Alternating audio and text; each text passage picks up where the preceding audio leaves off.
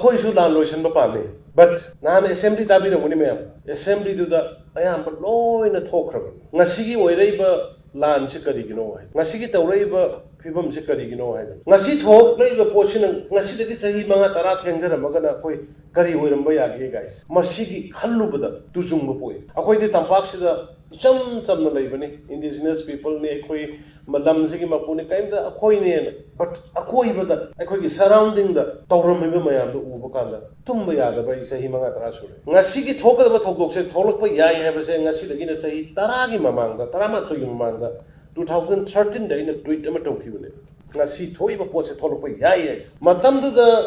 ꯂꯩꯃꯤꯟꯅꯔꯤꯕ ꯑꯩꯒꯤ ꯁꯔꯀꯥꯔꯒꯤ ꯂꯨꯆꯤꯡꯕꯁꯤꯡ ꯃꯔꯨꯞ ꯃꯄꯥꯡꯁꯤꯡ ꯁꯤꯚꯤꯜ ꯁꯣꯁꯥꯏꯇꯤꯁꯤꯡꯗꯨꯅ ꯈꯤꯇꯪ ꯑꯦꯂꯔꯠ ꯑꯣꯏꯕꯤꯔꯝꯃꯕ ꯀꯔꯤꯅꯣ MLA ꯕꯤꯔꯦꯟꯁꯤꯅ ꯇꯧꯔꯛꯏꯕ ꯇ꯭ꯋꯤꯠꯁꯦꯅ ꯈꯪꯕꯤꯔꯝꯃꯕ ꯍꯥꯏꯔꯛꯏꯁꯤ ꯀꯩꯅꯣꯅ ꯈꯪꯕꯤꯔꯝꯃꯒꯗꯤ ꯉꯁꯤꯒꯤ ꯐꯤꯕꯝꯁꯤ ꯌꯧꯅ ꯑꯩꯈꯣꯏ ꯁꯣꯛꯑꯝꯃꯣꯏ ꯂꯥꯟꯁꯤ ꯑꯩꯈꯣꯏꯅ ꯇꯧꯔꯨꯕ꯭ꯔꯥ ꯏꯃꯥ ꯑꯗ ꯑꯍꯜ ꯂꯃꯟꯁꯤꯡ ꯂꯥꯟꯁꯤ ꯑꯩꯈꯣꯏꯅ ꯇꯧꯔꯨꯕ꯭ꯔꯥ ꯏꯆꯝ ꯆꯝꯅ ꯔꯦꯂꯤ ꯑꯃ ꯆꯠꯀꯅꯤ ꯑꯩꯈꯣꯏ ꯗꯦꯃꯣꯀ꯭ꯔꯦꯁꯤꯅꯤ ꯃꯩꯇꯩꯅ ꯁꯦꯗꯨꯜ ꯇ꯭ꯔꯥꯏꯕ ꯆꯟꯒꯦ ꯍꯥꯏ ꯌꯥꯅꯤ ꯌꯥꯔꯣꯏ ꯃꯁꯤ ꯗꯦꯃꯣꯀ꯭ꯔꯦꯁꯤꯅꯤ ꯂꯣꯏꯅ ꯇꯧꯅꯕ ꯌꯥꯏ ꯌꯦꯠꯄꯁꯨ ꯌꯥꯏ ꯇꯥꯟꯕꯁꯨ ꯌꯥꯏ ꯃꯗꯨꯒꯤ ꯃꯩꯇꯩꯅ ꯁꯦꯗꯨꯜ ꯇ꯭ꯔꯥꯏꯕ ꯆꯟꯒꯅꯤ ꯍꯥꯏꯕꯗꯨꯒꯤꯗ ꯌꯥꯔꯣꯏ ꯃꯗꯨ ꯑꯩꯈꯣꯏ ꯌꯥꯅꯤꯡꯗꯦ ꯍꯥꯏꯗꯅ ꯁꯣꯂꯤꯗꯔꯤꯇꯤ ꯔꯦꯂꯤ ꯑꯃꯈꯛ ꯆꯠꯀꯅꯤ ꯍꯥꯏꯗꯅ all tribal student union Manipur ꯑꯠꯁꯨꯝ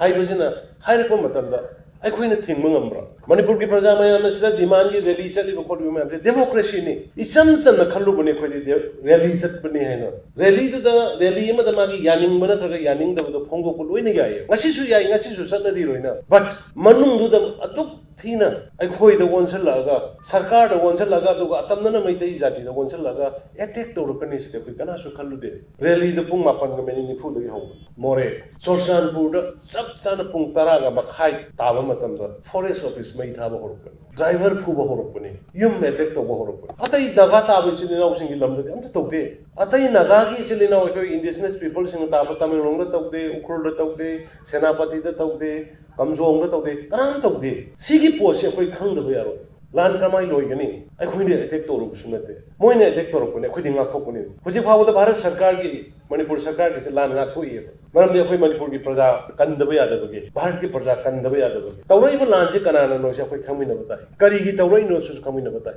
Manipur की अपुनबो सतम कायबो यारोय हाजे कनाना हाय मणिपुरी सिन हाय इंडिजिनस पीपल सिन हाय थुगाइनगी होनरपन कनानो मदो अखोय खंमिनबो ताई थुगाइनबो होनर मखुत अखोय लान पामदेना अखोय सरेंडर तौगदरा अईदी तौरोय भाई सरेंडर तौ लाइबा कायबो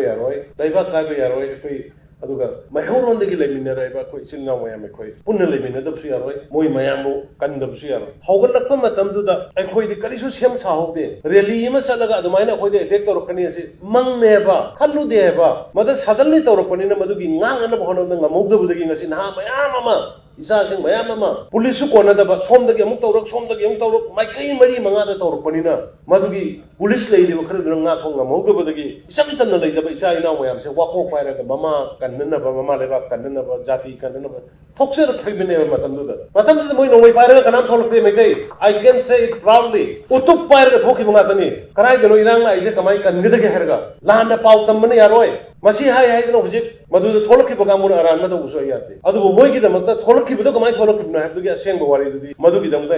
चिंगदोंना लेपगा मोयगिदमक्ता वागांगनि उपाय लेतबगी इचलिसा मयाम इमा इबेन मयाम मिकप मिराव खोल मयाम कन्ननबा थोलखिबा अदुगुम तांकक अमने